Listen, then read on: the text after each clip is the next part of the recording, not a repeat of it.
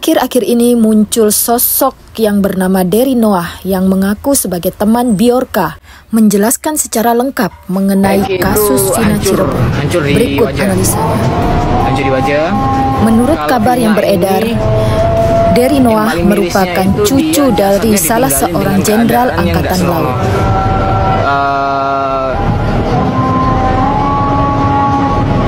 Ada bagian keterbuka. Terus juga otopsi itu di dalam BAP yang resmi dirilis di tahun 2016 ada swab dari pelaku, terutama si Dani, Peggy, sama Andi. Itu ada swab. Masalahnya dokter yang nanganin kasusnya ini, yang otopsi jasadnya korban, itu udah meninggal. Peggy yang sekarang itu bukan pelaku, dia tumbal.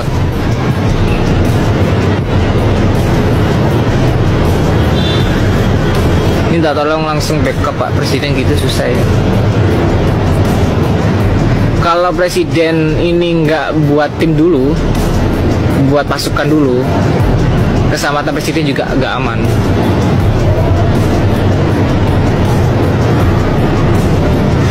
Ada kemungkinan Presiden ini udah tahu siapa pelakunya.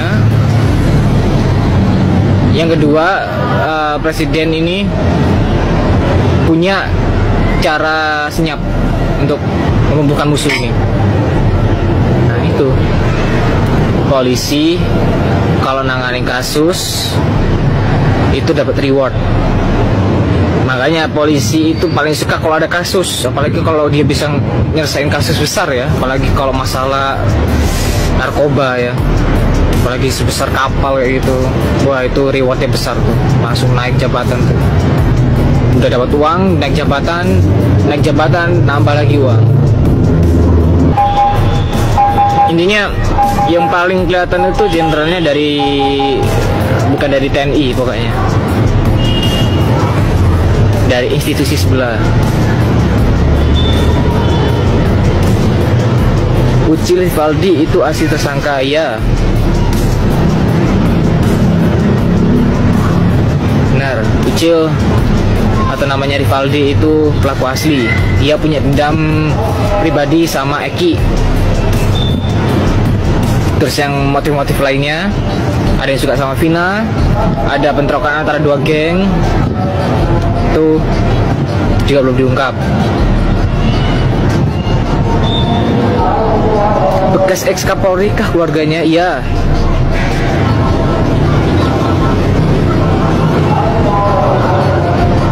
Itu udah tahu tuh.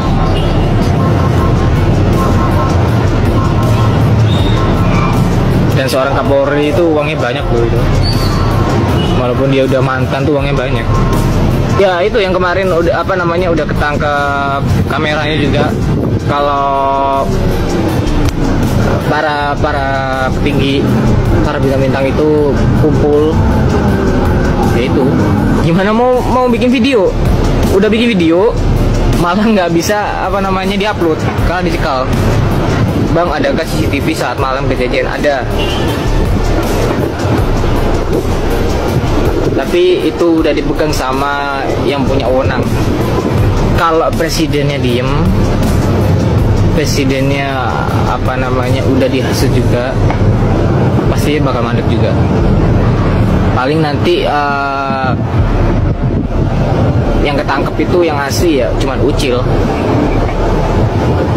Sebenarnya orang 12 itu pelaku dan mereka sebenarnya udah ingin ungkapin dan mengaku tapi tidak. Benar, iya. Salah satunya yang udah di stasiun TV tuh, Mel, Aep itu. Sekarang gini loh ya, masuk akal aja ya, masuk akal secara logika dipikir ya. Jarak 100 meter atau 500 meter ya, melihat kejadian itu ya. Ingin nolong katanya, tapi takut. Kalau itu main film masuk akal. Jarak segitu dekatnya, nggak ada yang tahu, itu nggak mungkin. Jadi biar kalian tahu kenapa nggak aku buat video lagi setelah viral itu. bukan karena kenapa, tapi karena memang dicekal videonya. Sampai nungguin adanya Bang Tony nih, Om Tony nih sebagai kuasa hukumnya Peggy Kuli, udah saya kirim juga bukti-buktinya juga. Bang, lu hacker ya? Enggak, cuma temennya Bjorka aja. Assalamualaikum warahmatullahi wabarakatuh. Ya, untuk kali ini saya membuatkan video tentang siapa si Aep ya. Pertama-tama itu kenapa saya nggak gubris si Aep ya, karena saya menunggu itikat baiknya untuk menarik pernyataannya dia sebagai saksi, ya kan. Nah, karena konten kreator atau seperti Uya Kuya juga udah menelisik bagaimana kesaksian Aep itu benar atau tidak, dan banyak kejanggalan kan. Nah, kali ini saya ingin bahas siapa Aep itu, kenapa Aep bisa tahu semua, apakah benar yang diketahui itu sesuai dengan penglihatan dia. Oke, yang pertama, Aep setelah saya lacak ya, setelah saya analisa, dia itu ternyata peliharaan dari buzzer. Lalu kenapa dia menunjuk kepada terpidana yang sekarang menjadi tumbal ya? Karena dia ada dendam pribadi kepada terpidana yang sekarang ditangkap itu, yang dinyatakan tumbal itu. Terus dendam pribadinya apa? Maksudnya apa? Sampai seyakin itu bahwa tumbal-tumbal itu melakukan pembunuhan itu. Aep sebenarnya tidak ikut dengan kejadian di pembunuhan itu. Gitu ya. Dia memanfaatkan kesempatan ini untuk balas dendam karena dia pernah digerebek saat melakukan mesum.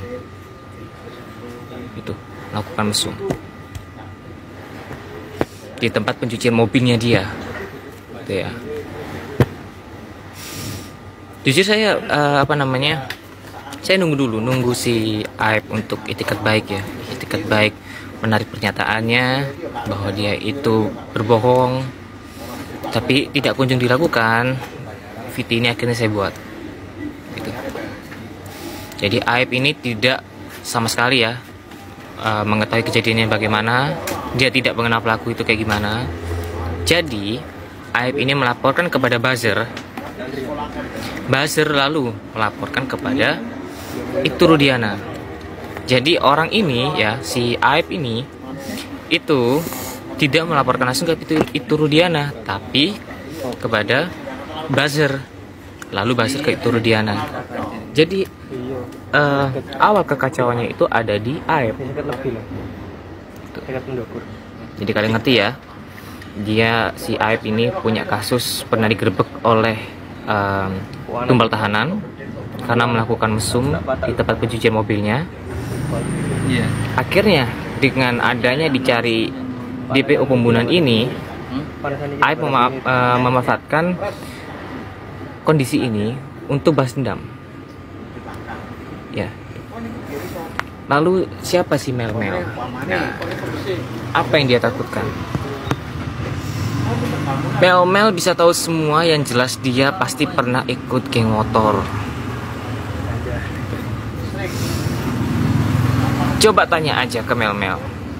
Coba pihak polisi tangkap si Mel sama Aep. Gitu ya. Mel pernah melakukan apa? Kalau si Aep tadi sudah saya jelaskan ya.